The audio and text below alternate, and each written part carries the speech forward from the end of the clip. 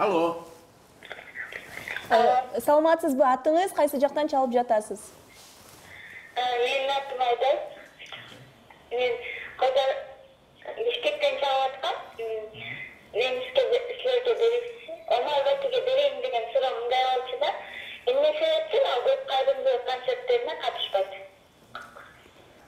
Мен оюмча сиз жаңылышасыз. Себеп дегенде кайрымдуулук концерттерге түтү барып турам. Бирок бардыгына бара албайм, албетте. Менин да жумушум бар, иштерим бар дегендей. Анан кийин колдун келишинче барып турууга аракет кылам. Болдубу сурооңуз? Рахмат сизге. Мармеладка деген колдонуучубуз. Саламатсыздарбы, Омар, Нурбек. Сиздер менен байланышып жатканыма кубанычтамын. Мага экөөңүздөр кайда таанышып, эмнеден улам жакшы иштешип калганыңыздар кызык. Көптөн бери эле иштешип калдыңыздар. Бири-бириңиздердин жакшы жаман сапаттарыңыздарды дегиде эле байкап калсаңыздар керек. Ушундан улам сиздерди бири-бириңиздерди сындаткым келип турат.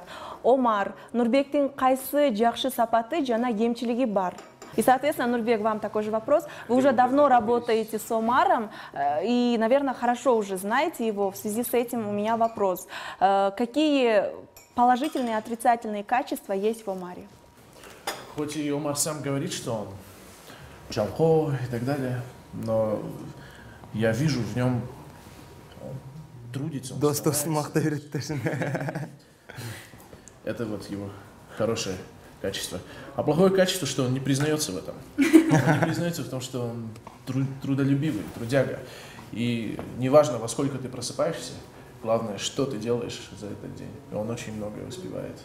И я белой завистью завидую. То есть я радуюсь за него. И хотел бы тоже так же стремительно и усердно работать, как Омар. Да, мы знакомы с какого? С 2007 или 2008 года? 2008 года. Я был простым учителем. И ко мне пришел ученик. 2009 жылы Америкага кетем деп атканда, баягы High Time деген биякта англис тили курсуна баргам да. Жарнама. High Time. Андан кийин баягы барганда Нурбекке туш келип калып, ошо биздин класстын жетекчиси болуп, абдан английскийине таң калгам. Андан кийин ошондон эле бул да музыкага кызыгат экенин билип, биз жөнүндө сүйлөшүп, кечкисин көрүшүп, мага англис тилин баягы үйрөнүүгө өзүнүн жардам берип, жакшы өзүнүн жардам колдоосун көрсөткөн. Эми Нурбек жөнүндө айтсам, мен Нурбек жаңы эле өзү жөнүндө айтып койду окшойт. Бул адамдын расписаниясы мен үчүн баягы сыйкырдуу да. Бул адам уктабайт. Азыр деле өзүлөр көрсө уктабай келди. Андан кийин эртең менен баягы эртең менен саат 7-де бул новость алып барат, билесиздер, киного катышат, ырдайт, кечинде клубтардан да ырдайт, ыр жазат, студияда дагы жандай активный программаларды алып барат, передачаларда баягы катышуучу, баягы уюштуруучу. Мен эми буга салыштырмалуу жөн гана ырчы. 14 февраля вы говорили, что полетите к своей любимой. А ваша любимая, она кыргызка? По-моему, это вам тоже вопрос. Или Омар вам? Омар, да. Кто из вас говорил, что 14 февраля полетит к своей любимой? Ну, допустим, 2 года назад я был в отношениях с испанкой. Может быть, я это имел в виду до тех пор, пока... Алло. Саламатсызбы, өзүңүз тааныштырып өтсөңүз? Дамира. Кайсы жерден чалып атасыз? Бишкектармын. Сурооңузду айта бериңиз. Мен эки жигиттерден суроо берейин дегем, деги булар маданияттын биринчисин тартип аткан мырзаларда, анан кийин өткөндөчлөр менен сөздөштөрү бирине сөйлөдү да, Калгакиевдин беси оозунан алып калды да. Анан булар билетпеки ошол суроо жооп алайын эле. Калгакиев ким? Калгакиев деген ким, билесиздерби силер? Маданият тармагы, маданияттын бир тармагына адам болгон. Деятель войны? Не, он деятель культуры, да, литературы больше. Поэт. Бирок коллективдин ошо иштери менен окуп көрбөптүрмүн эч кандай. Рахмат сизге. Тилекке каршы уят нерсе да. Саламатсызбы? Атыңыз ким? Аскат, сурооңузду узата бериңиз.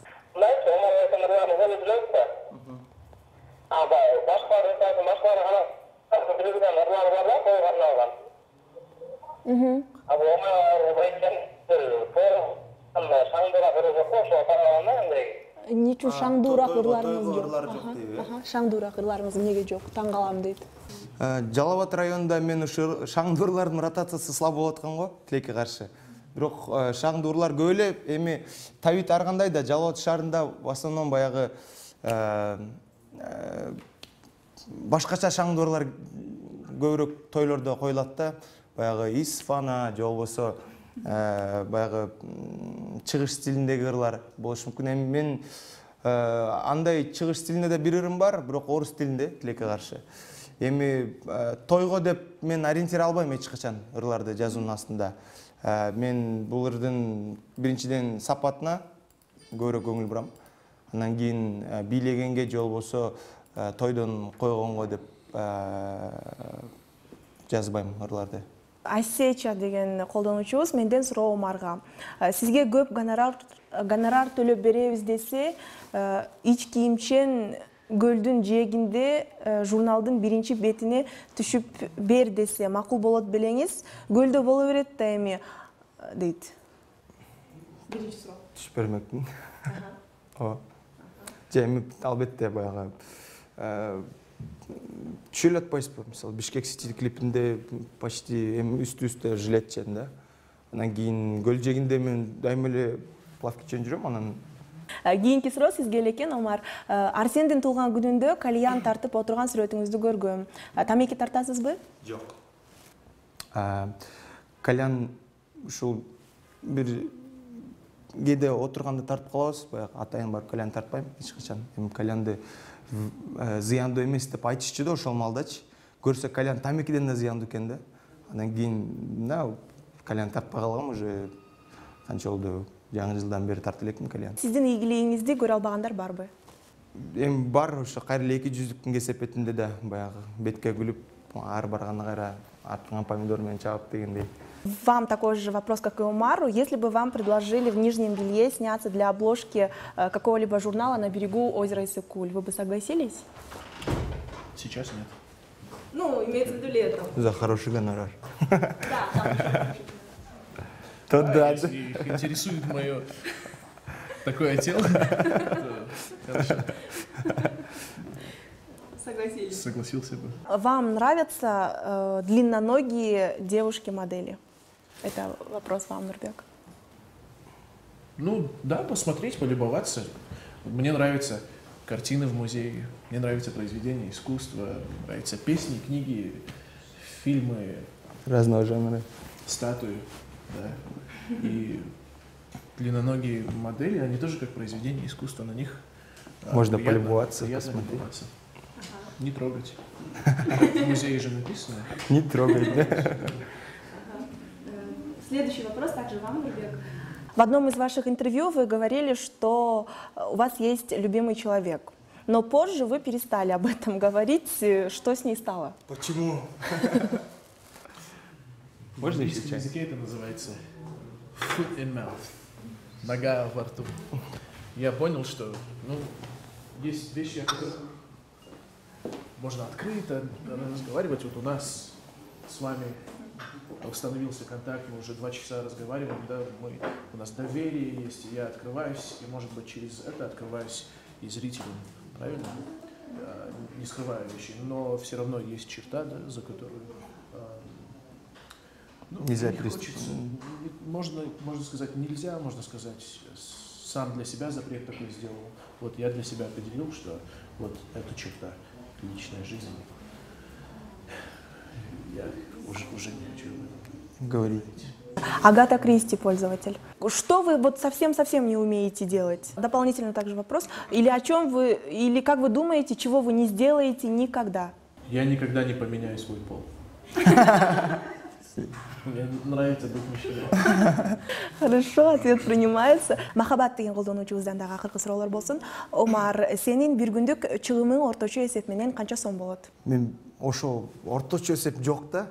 Менгечи көп болуп кетет. Кээде аябай көп болуп кетет. Өзүм да уялып кеттим ушунча коро тийгенгечи. Эми болуп кетет, аябай эле көп болуп кетет да айтпай эле коеюн. Андан кийин кээде коротпой деле коем. Ошондой болуп калат. Эми орточо эсеп менен где-то 1,5–2 миң сом кетет. Себептен 1000 сомго эле бензин коесуң, 1000 сом. Ошондой ката кээде болот. Такыр коротпойсуң да, мындай үйдө эле отуруп, же болбосо бирөө досуң келип калат, ошо менен чыгып кетесиң. А көчөдө жөө басасыңбы дейт? Ооба. Мен велосипедим бар. Мен көчөдө велосипед терип жүргөн көрүп калышыңар мүмкүн шаар ичинде. Бирок тааныбайсыңар да меничи. Маскировка да. Өзүм велосипед тепкенди жакшы көрөм. Анда ошентип көчөгө чыкканда, кайрылышууларды көрүп калганда акча бересиңби? Албетте. Ичкен адамдарга акча бербейм. Бирок баягы мунжу адамдар бар түрдө. Жетимдерди, баягы Мухаммед пайгамбарыбыз айтыптыр да. Жетимдин башынан сло бул башы барлардын иши депчи. Эти же вопросы адресуем и вам, Нурбек. Иногда не хочется, потому что знаешь все равно, что они... Вот маленький ребенок просит, а он потом дяденька, тетенька, которая его на улицу отправила, он им отдаст. А себе только что хлеб, воду. Ну, такое впечатление. Алда бизнес болуп кетти да чынайсы.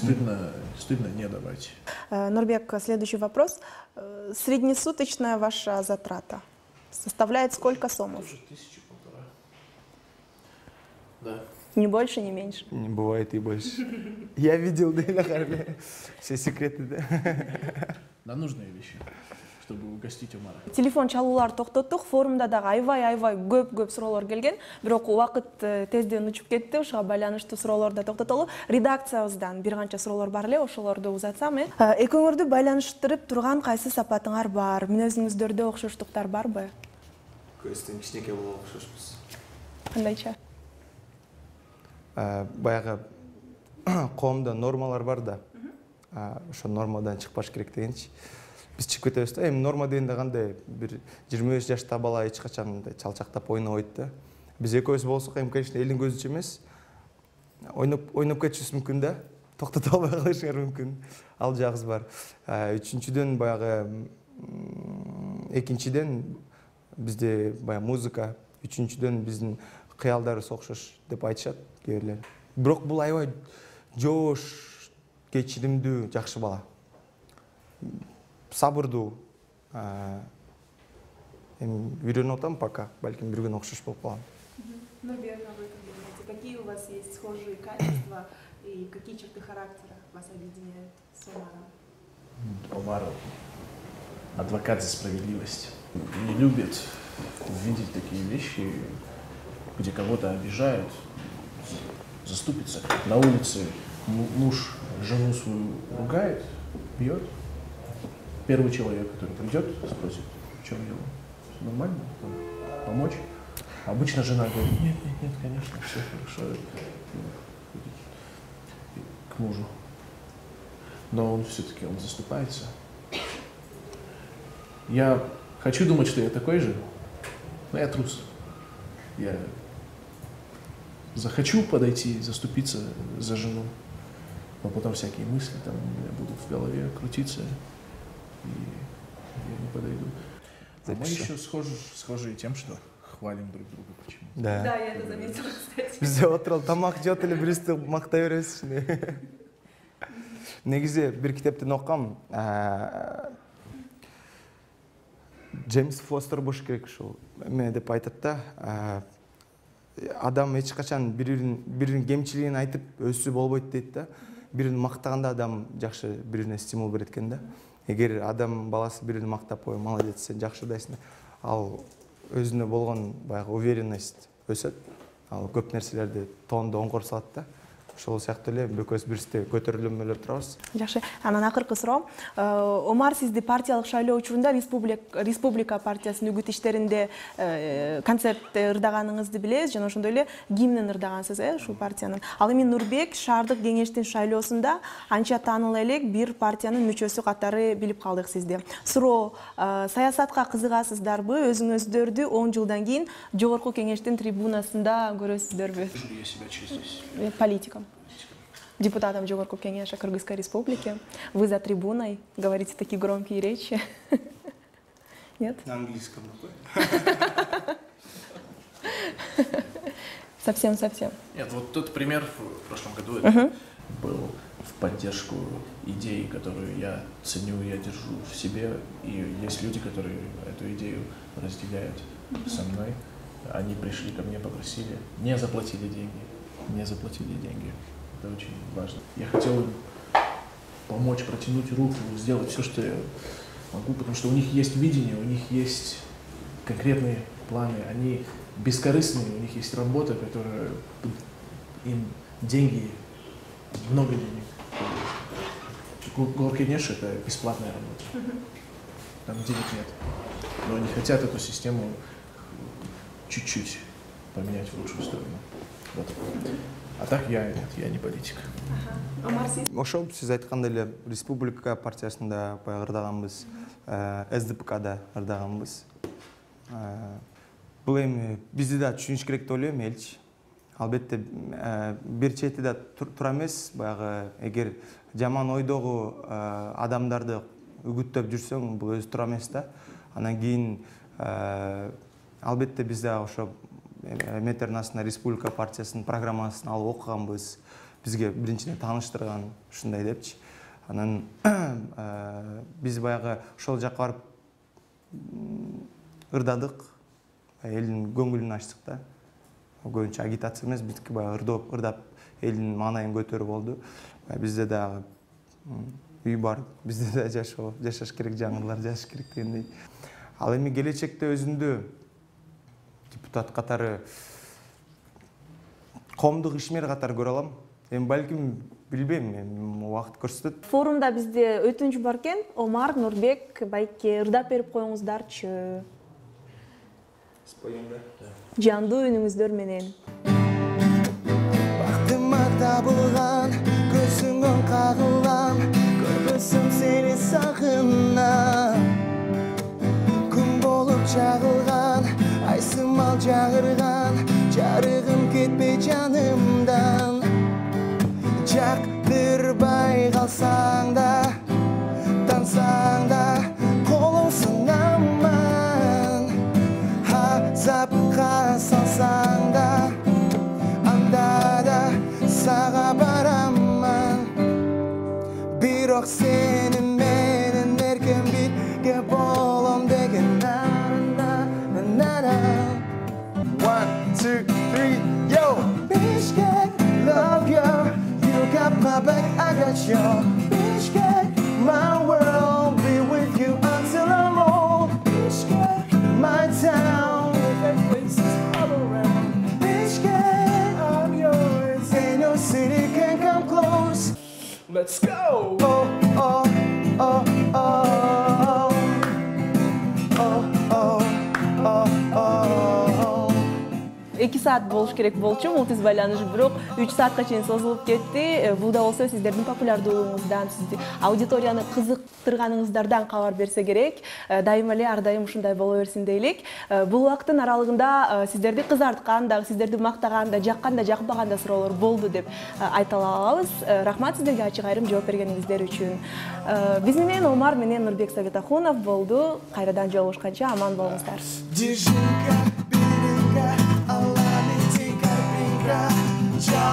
Kökçar, en orta say pazar. Dunguç, Hasanbay, 3 it's no bir ay, kanday cenler